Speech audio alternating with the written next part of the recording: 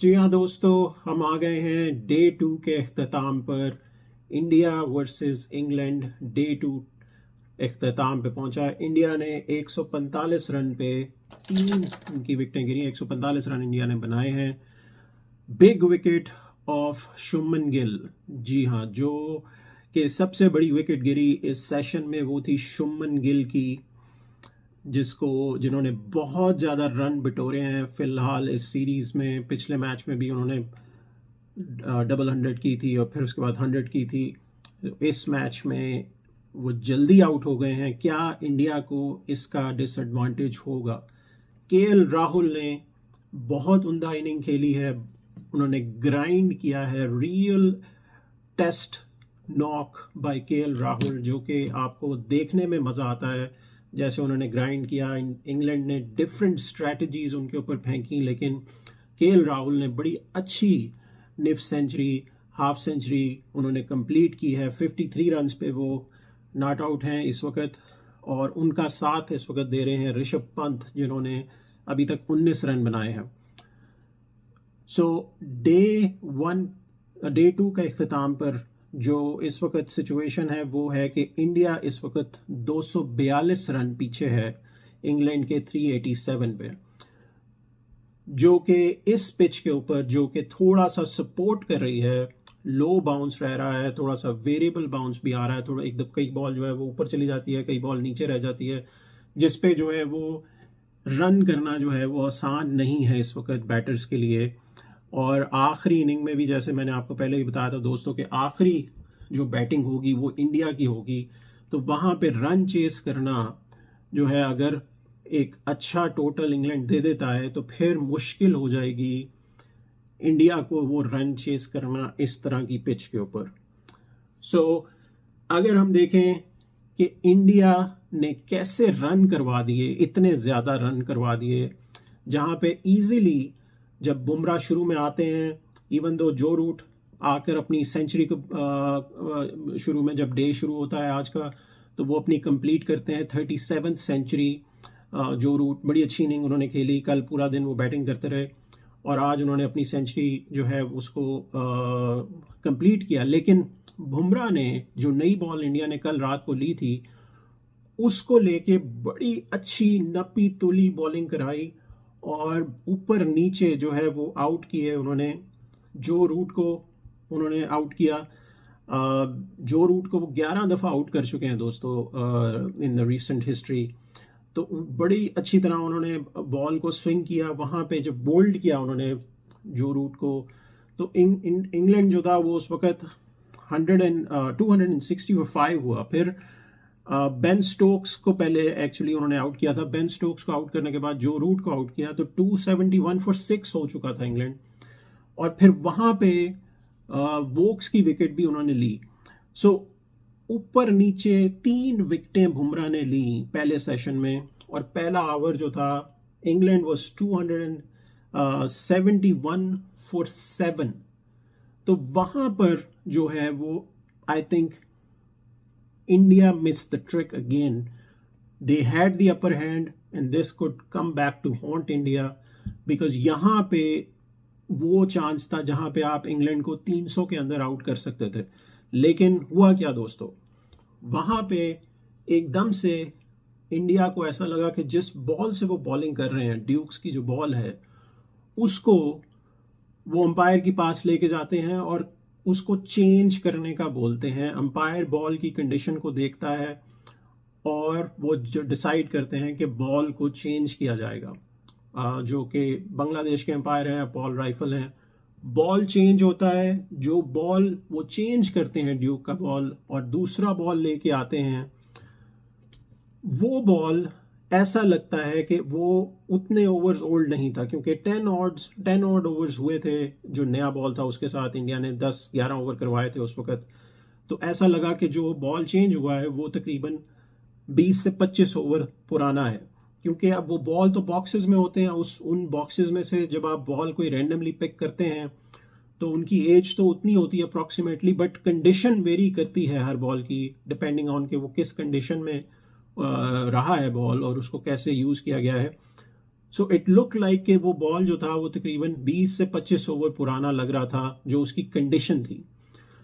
वहां पे एकदम से स्विंग बंद हो जाती है और उसका भरपूर फायदा इंग्लैंड उठाता है और जेमी स्मिथ और ब्रेंडन कार्स अटैक करते हैं, काउंटर अटैक करते हैं वहां पे। जेमी स्मिथ जो कि बहुत उम्दा खेल रहे हैं इस सीरीज में, वो अपनी निफ्ट सेंचुरी कंप्लीट करते हैं। ब्रेंडन कार्स भी एग्रेसिव खेलते हैं और बॉल फिर दोबारा से चेंज होता है, कुछ ओवर बाद दोबारा से बॉल को चेंज किया जाता है, लेकिन जो नया बॉल वो थर्ड टाइम पे चेंज होता है वो भी इतना शार्प नहीं होता। सो पहले सेशन में that was the crucial moment. और उस पे गिल को भी हमने देखा कि गिल काफ़ी जो थे वो एनिमेटेड थे, काफ़ी वो एग्रेसिव हो गए थे। जब बॉल चेंज तीसरी दफ़ा हुआ तो वहाँ पे वो अंपायर के पास भी गए और अंपायर ने उनको कुछ बात की और वो काफ़ी ज़्यादा गुस्से में थे। फिर वो जो अफेक्ट था वो इंडियन टीम के ऊपर भी आया, बिकॉज वहाँ पे फिर इंडिया की टीम बैकफुट पे गई पहले सेशन में और इंग्लैंड ने काफ़ी रन बटोर लिए वहाँ पे।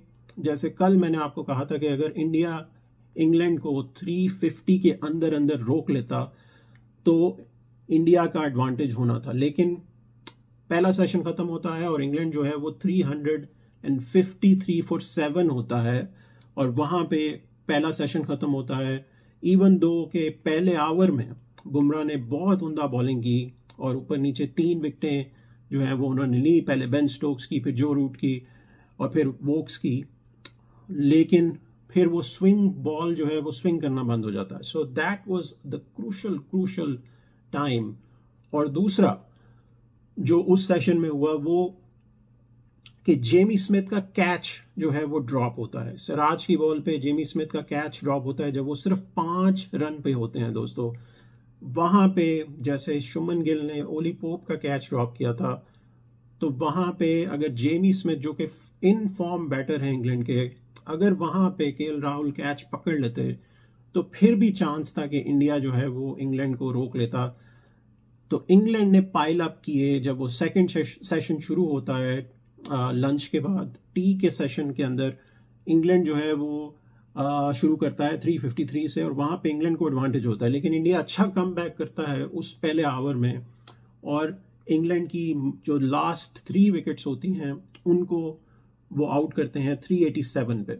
सो अगेन उसमें भी एक कैच दोबारा से जो है वो ड्रॉप होता है, जो कि जुराल ड्रॉप करते हैं। So that 3 catches has been dropped by India, शुमन Gill, जुराल एंड केएल राहुल।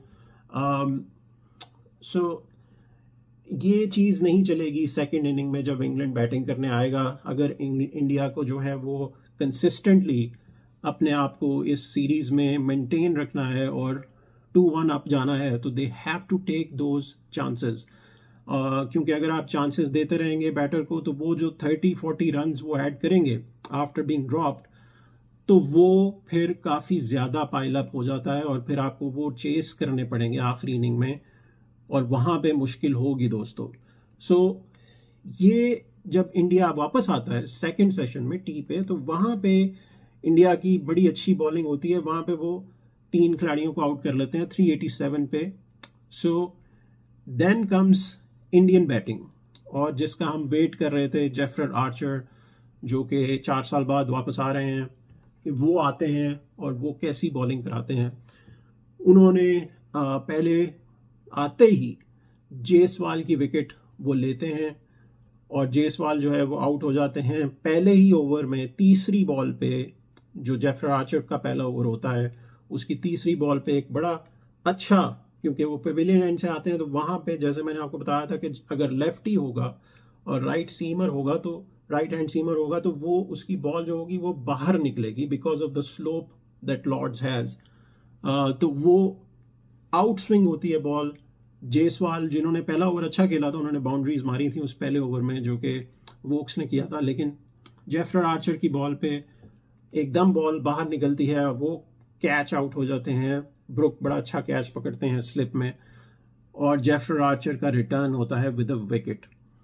अब इसमें वहाँ पे आई थिंक केएल राहुल को बहुत ज़्यादा क्रेडिट जाना चाहिए, और करण नैयर को भी एक्चुअली, क्योंकि दोनों फिर अच्छी साझेदारी करते हैं, और एक 61 रन की पार्टनरशिप जो है वो दोनों के बीच में होती है, क्योंकि वहाँ पे जेफर आर्चर जो थे उनका कॉन्फिडेंस जो था वो अप था, वहाँ पे वो विकेट्स और ले सकते थे, और अगर गिल उस वक्त जल्दी आते तो वो भी आउट हो सकते थे, because ball was doing something. But KL Rahul ने ग्राइंड किया, he did not care about the run rate, he did not care about his strike rate, he basically wanted to make sure कि ball जो है उसको पुराना करना है, ताकि जैसे ही बॉल जो है वो आ जाए इस रेंज में जहाँ पे आप 40 ओवर आपने किए हों, 40 प्लस ओवर्स, तो वहाँ पे फिर आसान हो जाता है बैटर्स के लिए ड्यूक के बॉल को खेलना, और फिर एक अच्छा पीरियड आता है जहाँ पे आप ज़्यादा रन बिटोर सकते हैं। So KL Rahul was going with the game plan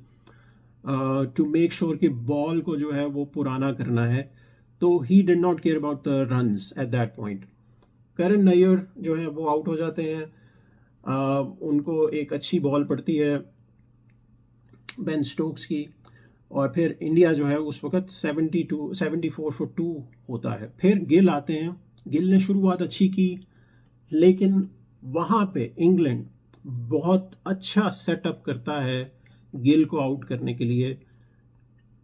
अगर आप देखें कि शुमन गिल जैसे उन्होंने पिछले टेस्ट मैच में बहुत ज़्यादा रन किए थे, इस टेस्ट मैच में होता यह है कि बेन स्टोक्स जेमी स्मिथ को आगे बुलाते हैं, वोक्स बॉलिंग कर रहे होते हैं, और वोक्स का आपको पता है कि वो अच्छी इन स्विंग आउट स्विंग करते हैं, बट क्योंकि शुमन गिल क्या कर रहे थे और इंडियन बैटर्स एक्चुअली क्या कर रहे थे पूरे, अगर आप मैच को देखें जो पिछला टेस्ट मैच था, कि इंग्लैंड वाले इंडिया के जो बैटर्स थे वो क्रीज से थोड़ा सा बाहर निकलकर खेल रहे थे, ताकि जो स्विंग है उसको इतना ज़्यादा वो उस इम्पैक्ट उसका ना हो सके, जो इंग्लैंड के बॉलर स्विंग कराने की कोशिश कर रहे थे कि उनकी लाइन और लेंथ को डिस्टर्ब करें और स्विंग को काउंटर करें, आगे थोड़ी सी बैटिंग करके क्रीज से बाहर। तो यहाँ पे बेन स्टोक्स ने जब विकेट कीपर को आगे बुलाया वोक्स की बॉलिंग पे, तो शुमन गिल को क्रीज के अंदर से खेलना पड़ा, और वहाँ पे फिर जो वोक्स थे उनको मौका मिला कि वो थोड़ी सी बॉलिंग, थोड़ी सी जो पिच है बॉल की वो आगे फेंक सकें, ताकि उनको जो स्विंग मिलनी है वो उनको मिल सके, और ऐसा ही हुआ। स्विंग उनको आउट स्विंग मिली, और जिमी स्मिथ ने बड़ा अच्छा कॉट बिहाइंड पकड़ा गिल का, सो दैट प्लान वर्कड, और वहाँ पे एक बड़ी विकेट इंग्लैंड ने चिटकाई शुमन गिल की, जो कि बहुत उम्दा फॉर्म में चल रहे थे, और अगर वो इस वक्त क्रीज पे होते तो डेफिनेटली आई वुड से कि ये इंडिया का सेशन था। लेकिन वो जो गिल की विकेट थी उसने ये सेशन जो है वो थोड़ा सा टिल्ट किया है इंग्लैंड की तरफ, और उसकी दूसरी जो रीज़न है वो ये है कि जो पिच की कंडीशन है वो ऐसी है कि उसमें वेरिएबल बाउंस है। So I think the session because of the Gill's wicket belong to England, और जो डे था वो भी मैं इंग्लैंड को ही दूंगा, क्योंकि जो शुरू में 3 विकेटें ऊपर नीचे इंडिया ने ली थी बुमराह की बॉलिंग पे, वो इंडिया उसका एडवांटेज नहीं ले सका। आपने आखिरी जो 3 विकेटें हैं उन पे 100+ रन्स करवा दिए, वो रन आखिरी इनिंग में जब आप चेस करने जाएंगे तो आपको काफ़ी मेहनत करनी पड़ेगी उसको करने के लिए। सो दैट 100+ रन्स जो कि इंडिया ने आखिरी 3 विकेटों पे खाए हैं पहले सेशन में आज, वो काफ़ी ज़्यादा इम्पैक्ट डालेंगे इस टेस्ट मैच में, and that could be the one of the turning points of this game. So उस पर हम मज़ीद एनालाइज करेंगे जब गेम फिनिश होगी कि उसका क्या इम्पैक्ट होता है इस मैच पे। So I think because England reached to close to 400, I would say that this day, because of that, belongs to England, और गिल की जो विकेट है, ये 2 रीजंस हैं जिसकी वजह से इंग्लैंड जो है वो स्लाइटली अहेड है।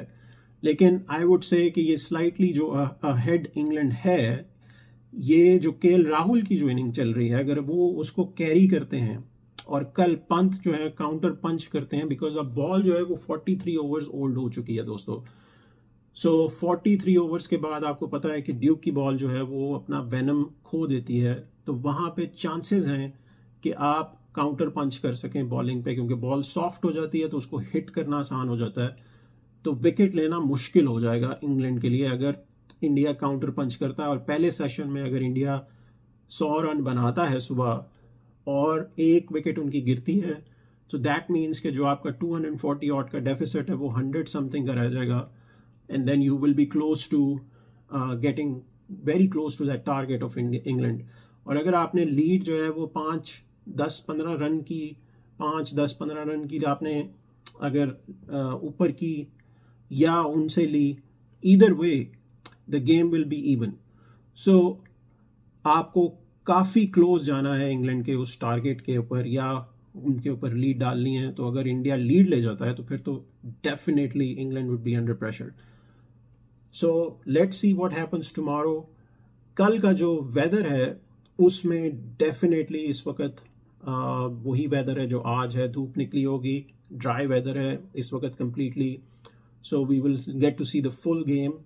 सो pitch will be dry, it will be hard conditions for England bowlers.